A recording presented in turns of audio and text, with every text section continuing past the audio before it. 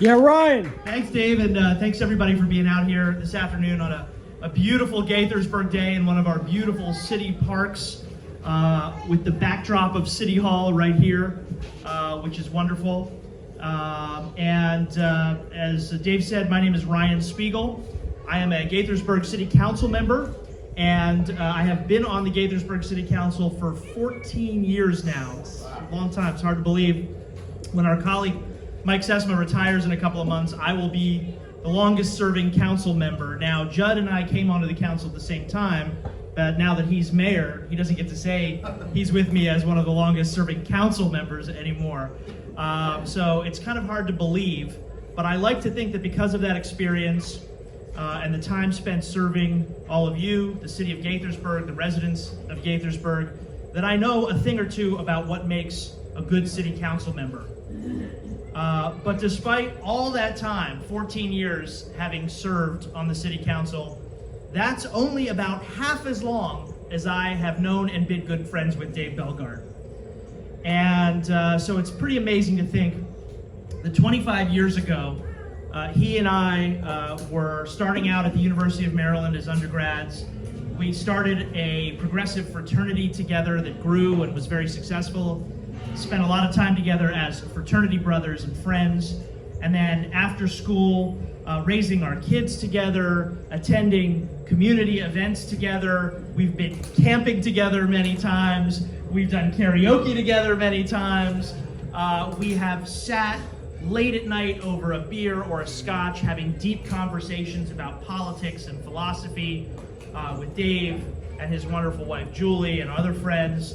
And we have celebrated together and commiserated together through life's good times and bad times. And now, all these years later, we are neighbors and fellow activists here in the city of Gaithersburg, with me on the city council and Dave having served in a number of citizen advisory committees, continuing to serve on a number of citizen advisory committees, and a regular attendee at our city council meetings, providing his input on important issues. Having known him for so long, I can tell you from personal experience the characteristics, the traits that Dave has that will make him an excellent city council member. He does his homework. He is thoughtful. He is nuanced, because the issues that we have to deal with, as Judd knows, are nuanced and complicated. He is earnest and principled and will not bend in his decision-making to vitriol or cynicism or the angry mob that might show up at any particular city council meeting. He will make his decisions on values and on facts, and he will listen. Dave is one of the best listeners I know, and that is a characteristic that is in short supply, unfortunately, in politics locally and nationally these days. And we need more of it. And Dave is an outstanding listener. A lot of times in politics, when we talk about endorsements, the driving factor, the motivator behind getting an endorsement is transactional. It is a candidate seeking an endorsement from an official or an organization, or an official endorsing a candidate because they think it will help their own agenda. It will benefit them. But in this case, I'm proud to say, there's nothing transactional about my support and endorsement of Dave Belgard. This is personal.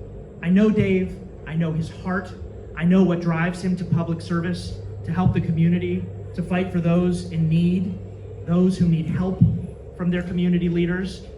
And I'm very, very proud to offer my personal endorsement to Dave Belgard today.